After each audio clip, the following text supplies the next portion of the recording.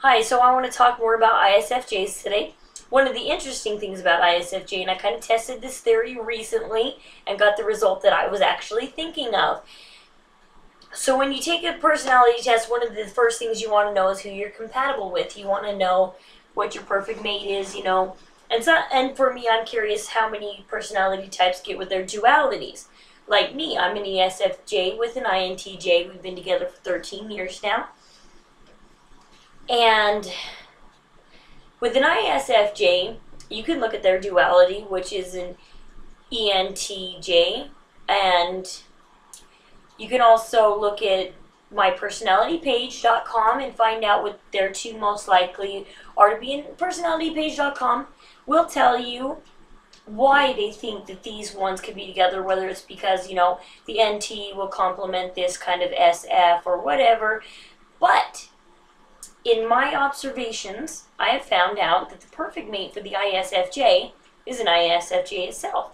So I have noticed ISFJs, and I think that's why there's so many ISFJs in my life.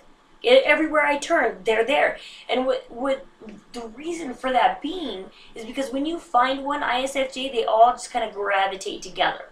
Why? Because it's a group with no drama, no conflict. They decide all together that they will move on and forget the past and not ever bring it up again and leave things unsolved just for the sake of no argument. So when you think about it, when they get together as a couple, that's how their relationship runs. It's a perfect relationship. There's no fighting. There's no conflict. They live their own lives. Nobody has to change for anybody. They don't have to lose themselves, because a lot of people, when they get divorced, if you look at the reason, they'll sit there and state, well, I lost myself. And some spouses will say, you're not the person I married.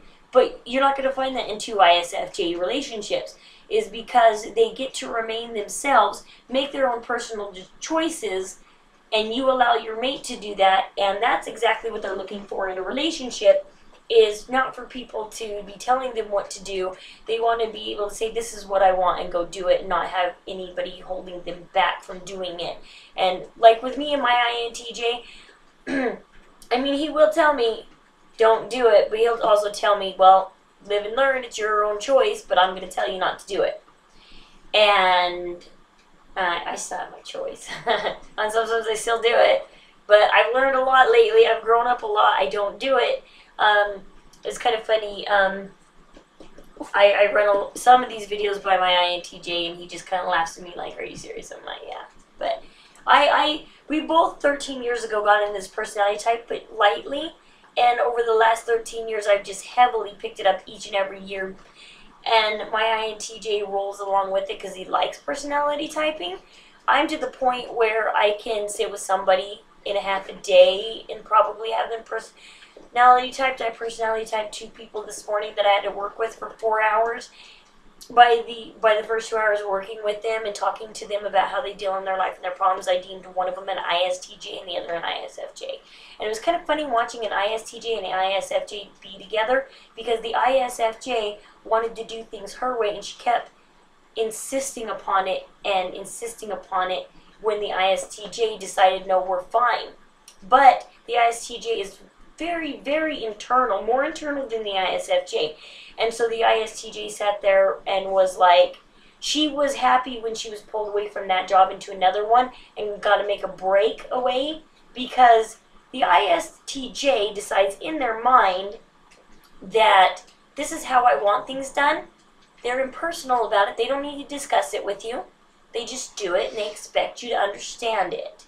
And if they have to explain it to you, they expect you to still understand their logic, which is not very good when you're talking to an ESFJ, because no, I don't understand complete logic. Remember, I am a strong SF. So you bring up logic, 50-50, you got a 50-50 of hitting me. And sometimes if I do, and then here's the other part about me though. If I do see your logic, that doesn't mean I'm happy with it. So if I tell you I see your logic, don't assume that I am happy with what you just did, because I'm not. So That's the difference about an ESFJ versus the ISFJ and the ISTJ, and especially the ISTJ. Me and the ISTJ, and I have one of those in my lives, we will always, always, always clash because you give me your opinion, but I'm also just as set on my opinion as you are. And don't think that I didn't make my opinion off of logic. Sometimes I do, sometimes I don't. Like I said, just because I see logic doesn't mean that means I feel it's a good thing. But sometimes I will make a logical choice, whether I feel it's a good thing or not. Because having an INTJ in my life for 13 years, I've been able to step away a little bit from that SF and those natural urges that I feel as an SF and choose whatever an NT might think, or an ST, or... But, I don't know, I feel like the IST, I have agreed with this IST in my life. I have agreed with him in the past. I have strongly agreed with him, and I have done what they have asked me to do. I have. And to this day, I will back up that logic that they told me 12 years ago. I will back that up. But, no, it doesn't mean I'm going to agree with you every time just because I agree with you once. You know? So, but yeah, back to the ISFJ. I actually tested the theory out a couple days ago. I have joined an ISFJ Facebook page. I joined that a few months ago, like probably almost a year ago. I don't know, it's been a while. I've been in this ISFJ board for a while. Yes, with my frustrations with ISFJ, I still joined their board, mostly because my mom is one. And so I joined after I personality typed her, deemed her to be an ISFJ, because I read the profile of an ISFJ and realized, wow, you are one. So it's one of the biggest things for her is her loyalties, where they lie. But I'm not going to discuss that on the internet. Anyways, trying to think, where was I? So I posted on the ISFJ board, is your perfect match an ISFJ? Because I can completely see why your perfect match was. And I got exactly the response I was looking for. A bunch of people posted and said, I've never had a better relationship than I have ever had with my ISFJ.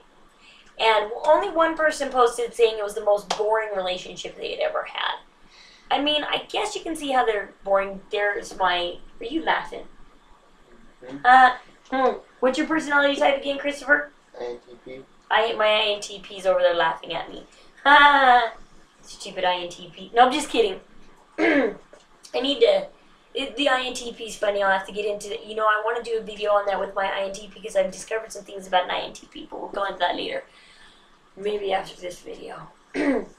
Anyways, I got basically the response I was looking for. They are very low conflict relationships. The person gets to be themselves. They come together at night. It's kind of like that Maroon 5 song, you know, when tonight I'm going to hold you so close because when the daylight comes, we'll be on our own. Only they don't break up. I mean, in the song, it's a song about a couple breaking up, but they just break apart for the day, do their own thing. They become their own thing. They get to live their own life. They don't have to change or compromise for anybody else. They just get to be themselves. Whereas when you fall into a relationship like mine, there's a lot of, come on, compromise. I did this for you. Do this for me. Kind of thing, because the give and take relationship actually stresses out the ISFJ. To the profile, it stresses them out, and you can kind of see how it does because it's a lot of compromise, and it means somebody's got to bend. Whereas if you just let somebody be somebody, nobody's got to bend and everybody's happy. I think that's the logic in the ISFJ relationship, and so I got the exact response I was looking for. It was pretty awesome. The perfect mate for an ISFJ. Well, an ISFJ. Screw dualities with them. They just want that no conflict relationship that they can continue to be themselves. And I kind of see exactly how you guys would want that. I mean, everybody kind of wants that kind of relationship, but where there's 15 other personality types out there that you can't get two ESFJs together. I can't imagine a male See, the thing with, and I'll have to talk about this in another video too, maybe. I know a male ESFJ. And the differences between the female and the male. See, the ESFJs take their roles very seriously. When you find an ESFJ female, she's very feminine. Okay.